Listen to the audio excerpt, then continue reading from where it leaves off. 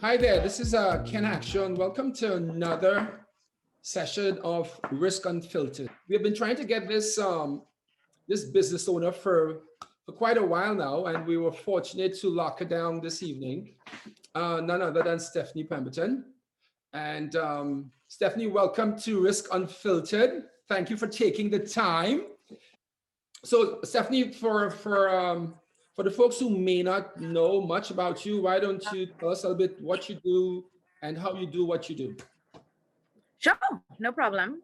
So I'm really glad to be here today.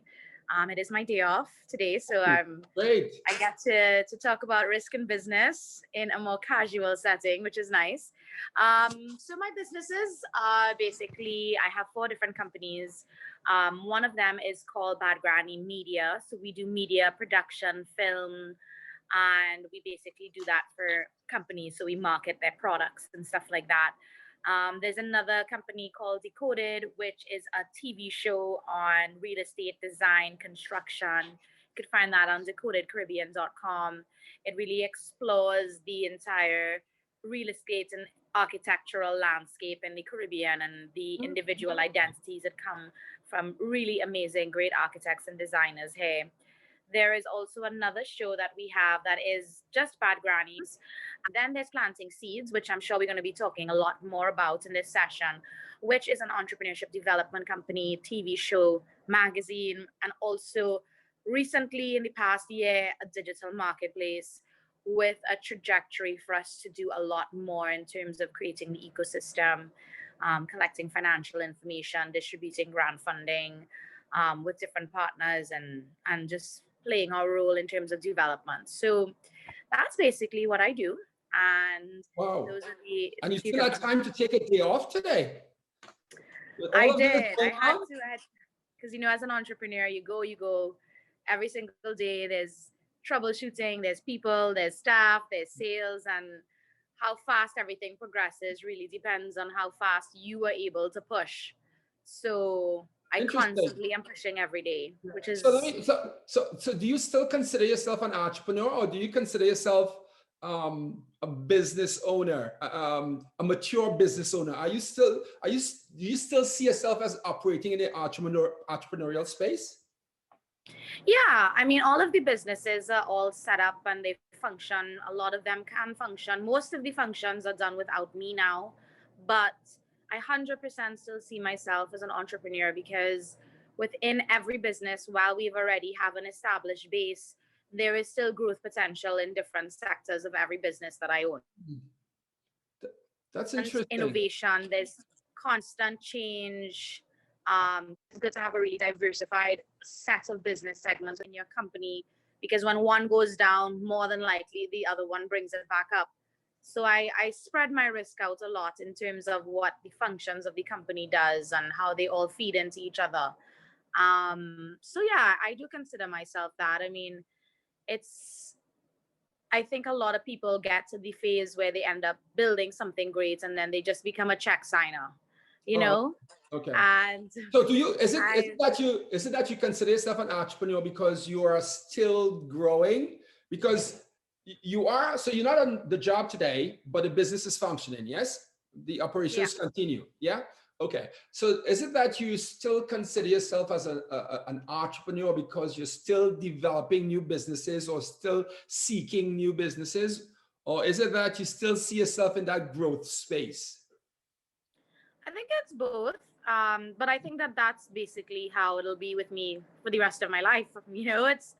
I'm probably always going to be an entrepreneur. It's just who I am. I like new territory. I like uncharted territories. And then when there's a foundation, and I'm on to the next, area of the businesses. I have in areas of the businesses that I have started, but definitely don't want to become somebody that, I started that and, now I'm chilling because I don't know how to do nothing. Yeah, but at some point in time, you may move from entrepreneur to conglomerate, because you have like right now 3-4 businesses up and going. So let me ask you this: so you have Bad Granny, Decoded, a TV show, Planting Seeds, which have multiple facets to that. Which one takes up the most time? Where's Stephanie's? So you have 100% of your headspace. Which one consumes the most headspace? Which one of the businesses? It's always the one that's launching something new. So all of them consume a lot of headspace because they're full on productions. Mhm. Some of them Decoded is liaising with architects, talking to 10 million people, filming all around the country, waiting on projects to be done, going through scopes with architects and designers and scheduling filming around them. So there's a lot of different roles that I have to play in in different ways, but it's really when one of them is coming out with something new. So the first season of Decoded, it took up so much of my time. And when we reach the third season now, I barely do much. Like I just look at sometimes I just look at the episodes and I'm like, wow, okay, Yeah. well maybe we should do this next time, or maybe we should do this next season.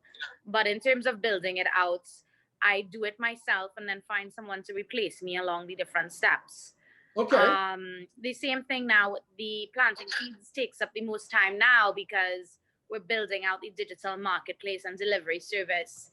That's totally done. So my staff and my team have that up and running. So now I'm more focused on the different stage that we're going through with planting seeds, which is organizing entrepreneurs' financial data and working on networking them and kind of developing them now that they're already under our planting seeds umbrella. Okay. And to that point, let's bring in risk into the conversation just a bit, and then we'll come back to some specific questions around the the the TV show. So, all right. So we know in Trinidad and Tobago and other parts of the Caribbean, they have these incubators, where these budding entrepreneurs go to learn about being an entrepreneur, whether it's marketing or finance, right? And so some schools have it and some organizations have it. My pushback is that you teach folks a lot of stuff, but they don't walk away more risk educated. So specific to, how do you assess the risk of this, or what are your financial risks? What are your operational risks? Yeah. So you are now, so when these entrepreneurs come on board, right? So you sign a contract with them or whatever the case may be. Do you also help them in the growing of their business, or you just take them on, um, if it is for the delivery of their products? What does Planting Seeds offer to the young entrepreneur or the budding entrepreneur? What do they now offer? I mean, well, there are two things that you discussed. The first one was the entrepreneurship development, companies and stuff like that. To Mhm. be honest, my philosophy on that is you can't really, entrepreneurship to me is not something that you teach. Um, True. to me, accounting is something that you teach.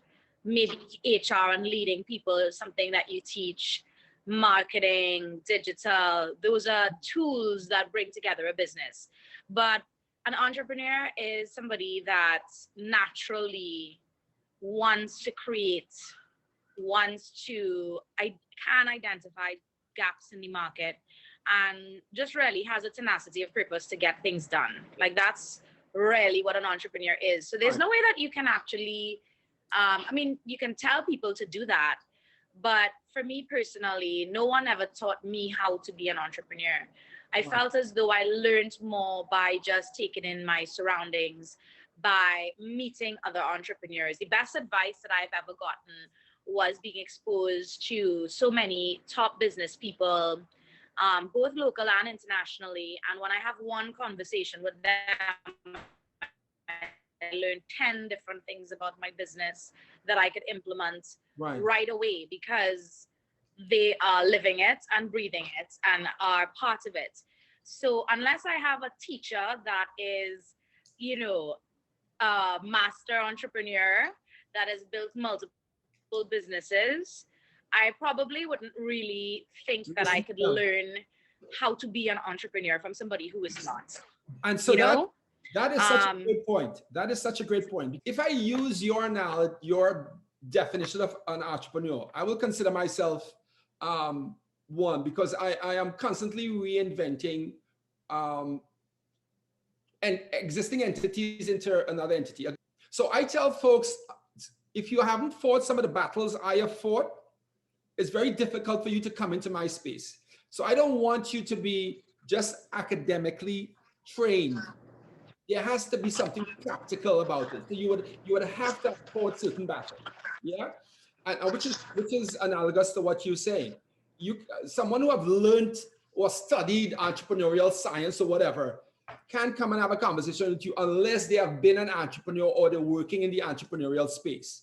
And that makes a lot of logical sense. But that aside, do you have the opportunity to share your experiences with the multitude of entrepreneurs that you now service, which goes back to my original question? Yeah.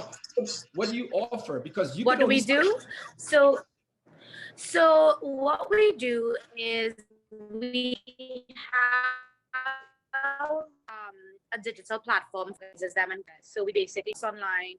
They have their individual stores, so it's not just part of an overall products all jumbled up. They have their own stores where they can market, and we basically pick up and deliver their items to the end consumer for them, allowing them to not have to worry about real estate space without having to worry about spending a lot of money building and managing a website and then connecting it to a delivery service. And so it basically allows us to do a lot in terms of the distribution.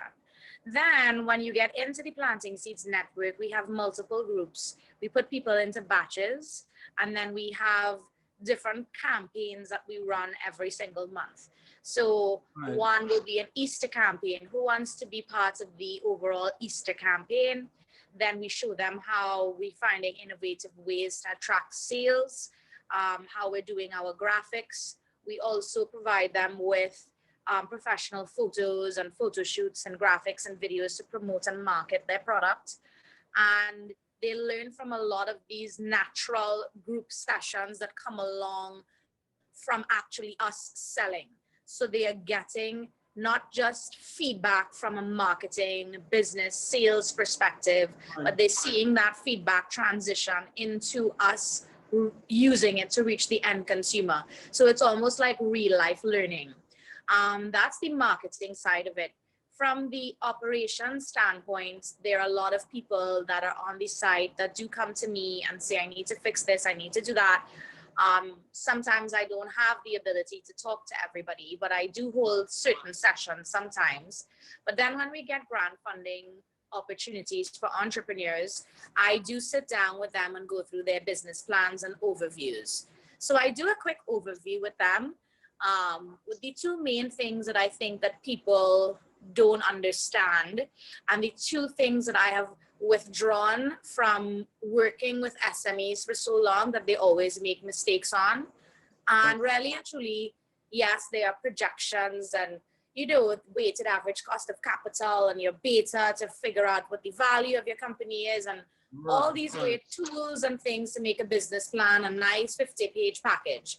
But if you don't have, to me, these two basic things down in your mind, then you have no idea where business is going. So I talk to them a lot about their identity and what is the overall identity of the company from a product or service perspective. So I know, and I'm very strong with the identity of all of my brands. So from a marketing, operations, every single other perspective, it flows from me knowing what the vision for the company is.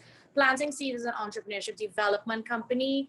This is how we do things. I call it Planting Seeds, not Shark Tank, because my personality when it comes to development is more growing, a little bit more delicate, a little less forceful, but it also has development around it. So I basically, every time I see a plant, I'm like, great, planting seeds, things are growing, things are changing, things are evolving.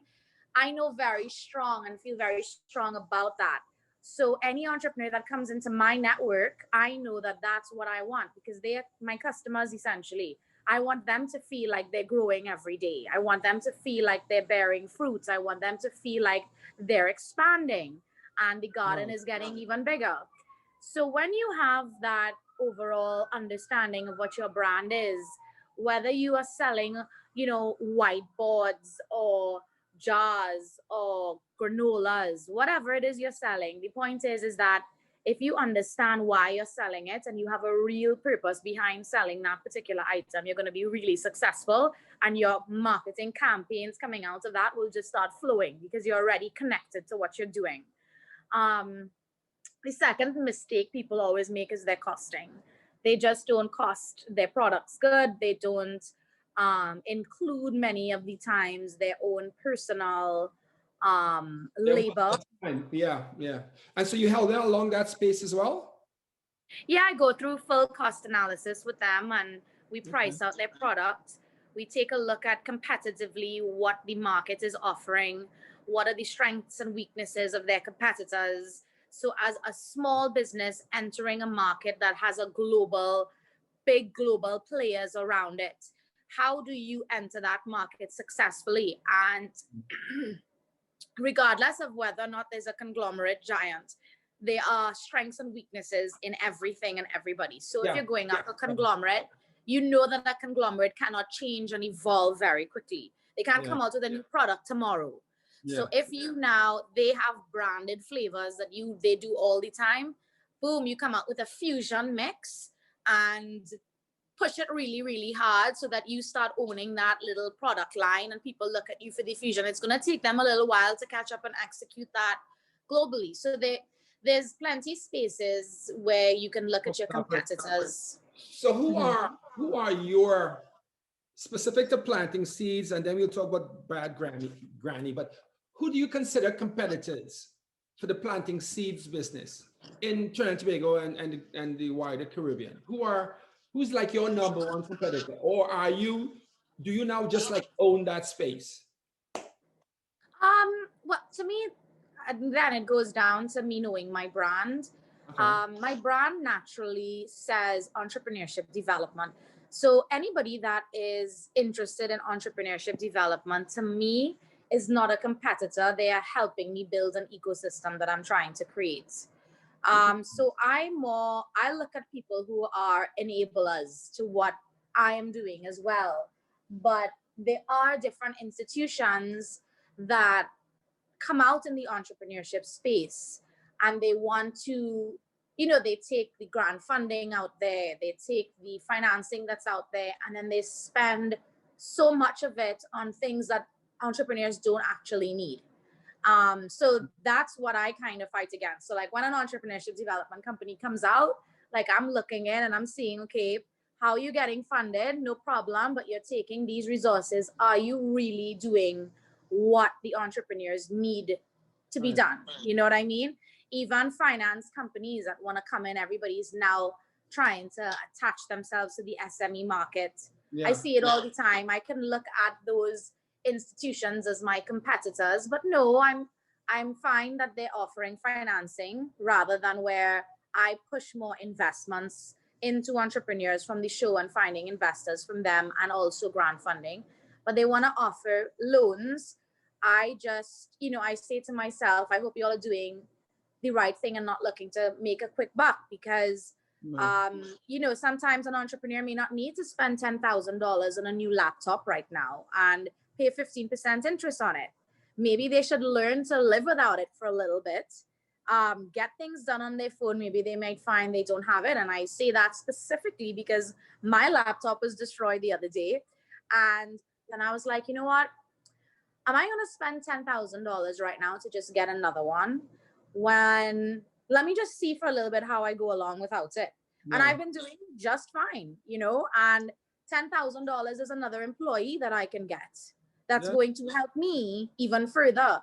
But if somebody came into my face and said, you don't have a laptop, oh my gosh, you need one, XYZ, like all of these kind of things. I give you one, you pay me only $200 a week. You know what I mean? Then I might be like, all right, I might take it. And I would have never learned that. So people trying to offer SMEs these small, tiny loans to get them from A to B is great, because a fridge can make all of the difference to a dessert company. But I like to look at these institutions and say, how are you all really selling this? You're Yeah, trying to so sell money. it must be a value add. Not so it can't be just about the money. It's what's going to be done with the money. Okay, so And on that point, what has been thus far your greatest failure that you have learned the most from? right. Good. I made so many failures. So Oh, the one that was impactful, that the highest impact, whether it's personal, financial, or otherwise, but that you would have learned the most from. right. If you could Failures. share it. I will definitely share one, but just in terms of the terminology, I believe that failure is, I don't even think that it really exists when it comes to business. It's just learning lessons, right? Yeah, Like, lessons learned. um, Okay. but if I was to make decisions, I think where my biggest failures have lay is probably my inability to always be politically correct. Mm, You know what I mean? To be that that silent voice that gently goes into reasoning later on. I think that yeah, I've had to, as an entrepreneur, push myself through so many doors on my own, that when I see things that are wrong or I see, BS, I yeah. just can't. I It am. almost like it bothers me, like I got a little twitch. And I think that it has also, um I mean, thinking of a particular time I've done that, I've done it plenty times. But I did it once when I said something, and then a CEO came to me and he goes, you know, what everything that you said is true. There's nothing that you said was incorrect. And I'm sure you're gonna have half the people here backing you on it. But you know what you've just done? The other half that weren't backing you, you didn't win them over. And now they're gonna wanna see you fail. Yeah. So instead of you kind of putting that out there, where you're a little bit more gentle in critique, where you're a little bit more subtle, where you're a little bit more and I'm not saying that I would ever want to change that drive and fight in me, but I definitely think that being diplomatic at times, and knowing when to speak up, and how to deal with people in situations that aggravate you or bother you, that's Right. an So important. how then do you impart that learned experience to the entrepreneurs that are part of planting seeds? So whether it's the aesthetics, how you look, how you sound, how you present, because having a product, being an entrepreneur, having a product is one thing, right? Having the other soft skills that go with it is another, because you have to sell both yourself and your product. So how have you taken that learned experience? Not saying that you're now going to be like a soft-spoken pushover. I oftentimes say to folks that the line of business I am in is to step on toes, unfortunately. I'm not in the hug up and love up kumbaya business. How do you convey to or share that learned experience to tell them, well, listen, how you present yourself, how you sound is a part of being an entrepreneur? And is that a Yeah, difficult task? it is a difficult task, because you have to know when to speak up, you have to know when to not speak, you have to know how to get allies, how to building a business and building a conglomerate, or even if you are a CEO and you're hired to build a company, it's almost like you are a leader of a tribe. Mm, And being a leader of a tribe, if you look at any shows about kings or queens or tribal leaders, or anybody in any kind of position of organizing people and bringing them under one particular goal, that person who is there is the person that actually has to be crafty. You have yes. to be, and maybe crafty may not be the perfect word, but you No, have it to be actually able. is when you think about it. Yeah. Yeah. Yeah, you have to be crafty. Yeah. You have to take the beating. I mean, there are times when they had entrepreneurs on the site in our network that have cussed me out and told me that I don't, you know, I Wow. don't you're not really entrepreneurship development, whatever. And then a year later, after they get a grant fund and after things come, many people I've had call me. They have a cry session where it's like, I'm so sorry I said this. You really were there from the beginning.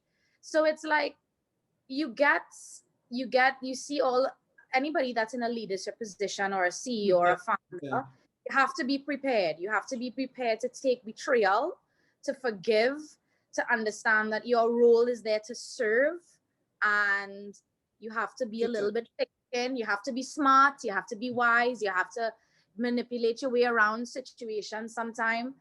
Those are skill sets oftentimes you cannot share or teach someone. So in my respectful opinion, some of those things have to be inherent or ingrained in the personality or the psyche of that individual. Some things you just can't teach, right? You could share your experiences. Yeah. Well, yeah. I mean, this is the thing. Yeah. I think you're so right with that, because that's why, I mean, if I look back on my life, the things that I've done, I've learned a lot of empathy. So somebody now can do something to me and I would really try to understand why they're doing it, which is important. I learned empathy from volunteering at the university hospital.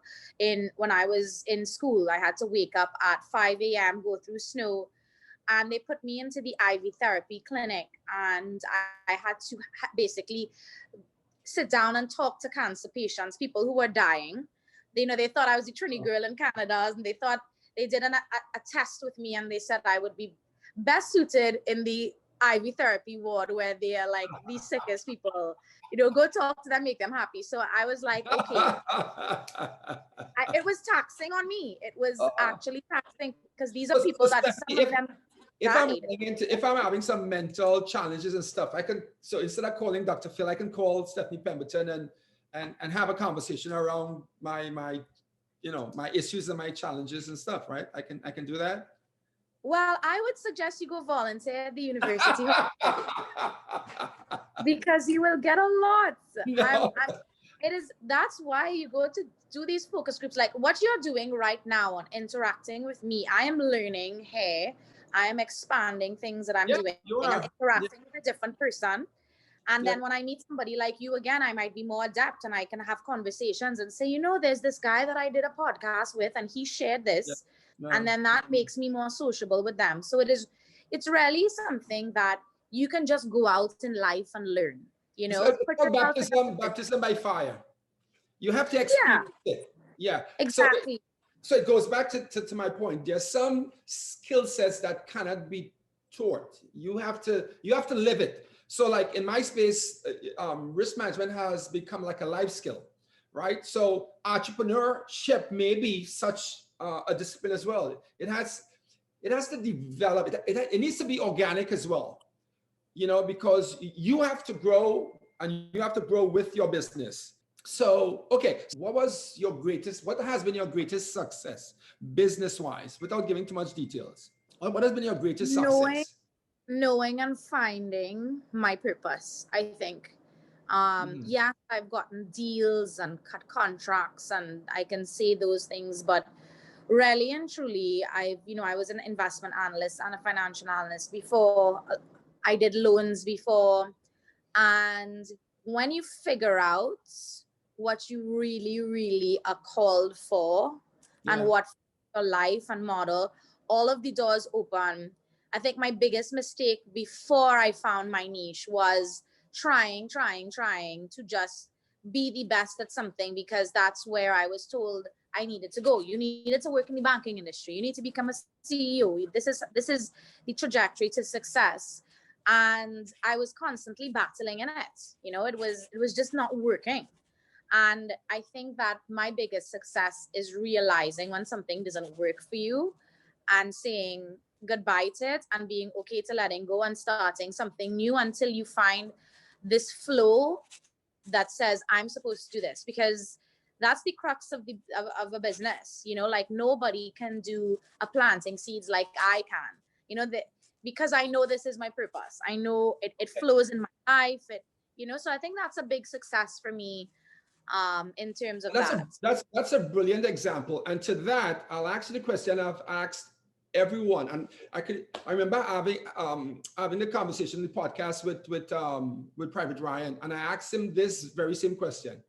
What if you wake up one day and you decide I need a 6-month break? Can planting seeds, so if I introduce a risk management concept, it's called key person risk, which is basically if you were to up and leave, the risk to the business that Stephanie Pemberton is a risk onto planting seeds and Brad Granny. You are. So what if you aren't there? You decide to elope, you go to Mexico for 8 months. What happens? Short notice. So tomorrow you get up, you said, heck with this. I need a sabbatical, and you leave. What happens to planting seeds, Bad Granny, and all of these subsets? What happens? I think something great happens. There are times where I picked up and I left for 4 months, and when I come back, I'm like, what happened here? What happened here? But then a lot of things go down the drain, and then people build it back up and fix the mistake, and they start working on it without you. And I think that my businesses definitely will survive. There will be elements that may fall a little bit, yes. Okay. But if you're not periodically taking those breaks from your business, and if you're constantly slaved down and tied to it every day, then you should know you become the biggest risk to your business. All because right. that, and that is like. So do you have the construct of the other leaders or partners or employees around you? Are you comfortable enough with their expertise that you can run away 6 months and be confident that the business will operate? It may have some hiccups. You're talking about people risk here, so you're comfortable with the structure of the planting seeds and the Bad Granny organization in the absence of Stephanie Pemberton. Yeah, I'm comfortable with it. Definitely comfortable with it. I mean, planting seeds right now is going on to another new project where we are working to build out another part of the site that allows us to work with the financing side of the businesses, and also for us to do the mentorship side, which is what we've been doing for 4 years, but now digitized. But I mean, so that might fall if I left tomorrow. But yeah, the existing projects that were there from before, they would be able to move on and survive. There definitely can be more key people that I could bring on to feel that for them to be able to grow the business, right? So there's going to be people that are making it operationally sufficient, but right now I wouldn't say that I would be able to find somebody who is going to look for strategic growth. And that comes with the employees that I currently have learning the business, because I'm showing them now to think more strategy and to not be afraid of coming up with their new ideas and implementing them. You know what I mean? Yeah, I do. That's a lot out to me because I'm a control freak when it comes to everything in my work. Like every font, like even when people are writing, all the fonts have to be Arial 14, otherwise we have a problem at the office. Yeah, that's a bit but so listen to this though. But I've let that go. Oh, good for you. I hope you're not just telling me that. So the big buzzword in Trinidad and Tobago now and most of the Caribbean is digital transformation. So are you guys, your entities, tech savvy, or are you at the cusp, or do you have to consider this digital transformation like other entities, or you're already digitally transformed using technology to the max? Where we're at, and we've been digitally transforming our SMEs for the past year. So we not only are digitally transformed, but we already have a year experience in the digital transformation. And now we are taking the distribution side, but also we are now doing the transitions of investments online, grant funding online, financing online. So that's our next step right now, because we already are working with our network. Our network is moving as a unit. All of the entrepreneurs on our site support each other, which is huge. We all look out for one another. They're fully understanding that planting seeds is there to smell out all of the wrong things and say, no, okay, that's not a really good place for you to be. This, so we all share information with each other.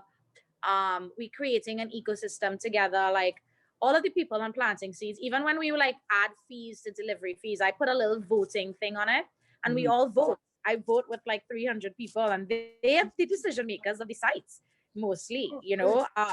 I am just the person that goes and gets the developer to connect with what they want, but they are the people who have built this website and have built this because they build it around their needs. And that's what entrepreneurs need. Entrepreneurs, young budding entrepreneurs, need you to help them because they know what they need. They know they're in business. They understand what they need. They're not stupid people. In fact, some of the entrepreneurs that I met is probably smarter than, half the big CEOs and managers that I've met. Yeah. So let me ask you this question before we wrap up. And again, I must give much thanks to you. And we have, I think, one of your clients, customers, follow entrepreneurs online. So we usually end with a small Q&A depending on the timing. But I'm not going to ask you to give advice as to what to do. But tell the listening folks, budding entrepreneurs, what not to do. Okay. What not to do to succeed. What not to do to succeed. Don't burn your bridges. Okay. Personal or professional? I would say a little bit of both because you're work too. Okay. Right. Yes. Don't burn your bridges. Don't hire the wrong people as much as possible. Don't think that you are either too big or too small for anything. Think of yourself as any opportunity that comes, you could look into it, or any opportunity that comes, you can do it. So don't think of yourself as too small, too big. Don't put yourself in a box of what size or who you should be. At the end of the day, if you have $10 in your pocket, you can talk to somebody who can put $10 million in there, and you can execute a vision with $10. So don't think of yourself like if you can't. But if you have $100, don't think that you have 100 million and pretend that, you're the king of the world. Don't get cocky.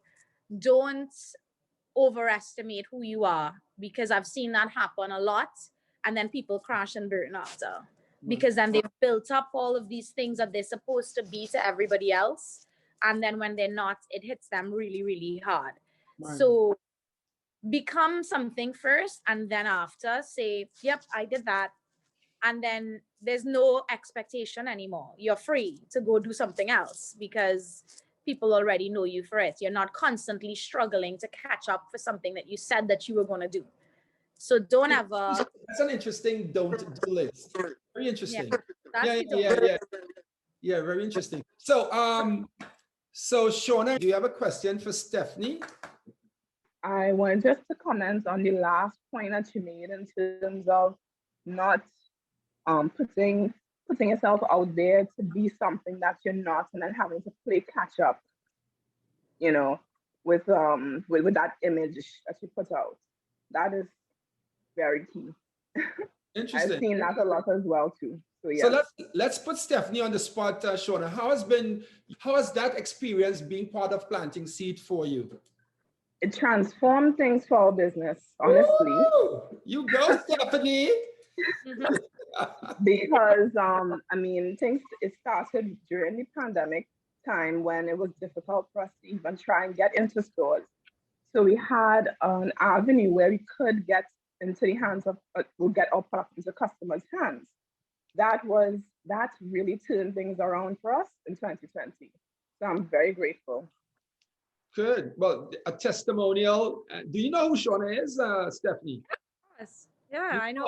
Okay, cool. So yeah. So that company, we tend to do some work with them. So how, and this is like I'm getting, as they say on television, in my ear to wrap up. But during COVID, how have you helped? Wrong question. how prepared are your entrepreneurial clients for the next big disaster? How prepared do you think they are, given your conversations, or do you need more time to assess the level of preparedness they are? Because we are going to have another major disruption of whatever kind. But how prepared are, because it's the same question I had with the folks in the entertainment space. Yeah, Yeah. and the answers vary, but I think we've crossed the barrier of getting everybody to just join the platform and manage your subscription fee and put your products online. It took us a year to do that. That's done. I'm now slowly allowing more people. So we have a lead list of another 300 entrepreneurs that we are adding to the site in May when we do our upgrades. I could not add them before because I did not want to grow too fast and sabotage the existing subscribers. So now that we've learned the business, we understand where we are. With the new site in April, when they are going to be able to do their product ordering together, so supply chain management. okay. So now somebody like Shauna may say, I want to buy a certain amount of bags. And she has that as one of the things that she needs on the system, on the list. There's going to be places where everybody inputs data as to what they need. And then we group the purchases. So now Shauna, instead of her having to buy, 15 bags at a higher price, we batch it with the other entrepreneurs and we can now order hundreds from XYZ, or even raw materials, ingredients, those kind of things. So we are building an ecosystem that I think is going to be very strong for anything else that would happen, because it's empowering the small businesses to work together as a unit, keeping them under one umbrella, working as a unit. The financials that we are going to be added on to the site will also have their sales as well as their costing in it. So it's almost going to be an integration of QuickBooks kind of thing, but much easier, because I find QuickBooks to be very difficult for even SMEs. Yeah.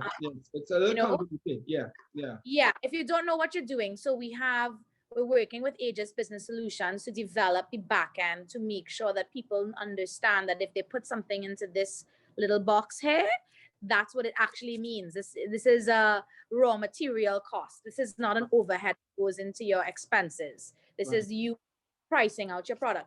So we're doing a lot of that because my goal is to be able to build a network of the people who need to support each other. And then when that network is fully developed, you can go to any international, you could go to the bank, the World Bank, you can go to the government of Canada that does massive grant funds. And you can say, listen, we have thousands of people using this platform, allocate grant funding to it, and we can give you the top 3 that are doing this, or these people in this industry that are doing that. Because there is international grant funding out there apart from Trinidad. And I think a lot of SMEs don't understand that. A lot of trainees don't understand that. Jamaica understands it because Jamaicans go out there and they pitch decks out. They know that there is international funding available from all of these institutions, even private VCs. But standing alone with one entrepreneur in a small country, it's much difficult for us to get out of that.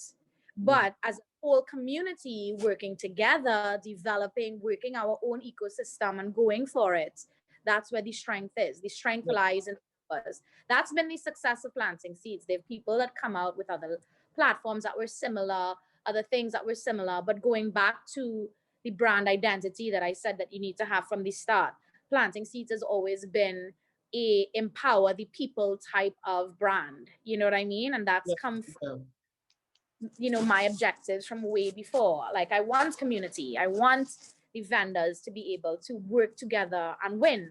The better way to not exploit it is to have your own force. You know what I mean? Because if my entrepreneurs on my site, if a bank does something to them and I find out about it, it becomes a bigger thing. A bank and an institution didn't want them to get funds into their account because they weren't as yet a company registered business. They told me about it. Well, I rocked up in there And I said, well, why are you doing this? They said, well, they didn't have the account. And I was like, well, how long does it take to open an account then? Why are you taking 5 weeks to open an account for this person? Yeah. And in the end, you're not finding a solution for them. And Yeah. why is we're letting them run their business without a business bank account for the past 10 years? Mhm. You know what I mean? Yeah. And now you're at the last minute. Have you ever gone to the registrations office and tried to register a business yourself? That's why we hooked up with the Ministry of Legal Affairs, because I was like, this cannot happen. This needs to be much easier, you know. And they were like, Stephanie, we're doing all of these great things. We're digitizing that too. So I have a list of all of the entrepreneurs who need legal services, and I'm executing that for them for free. That's interesting. So you're adding well, obviously you're an influencer of sorts, but you're helping fix, or maybe even that ease of doing business within Trinidad and Tobago is probably becoming a bit easier because of the intervention like what you just shared with us. And that's a beautiful thing. So you're not only a service provider, you are an influencer in the sense that you're helping entrepreneurs get the job done. Yeah, I would say planting seeds is the influencer. You know what No, I mean? You are not planting seeds. No, I don't like to like that. Well, no, I am saying that. Not you. Not you're not saying it. That's coming from Ken Hackshaw. So yeah. So I'm not talking about any inanimate company name. It's a person, and you need to, and you should get kudos for that, because oftentimes, so Newton's laws of motion says that object stays at rest until it gets kicked in the ass. And many of the institutional structures and the way things are done needs to be kicked in the butt. And oftentimes it takes someone from the outside doing it.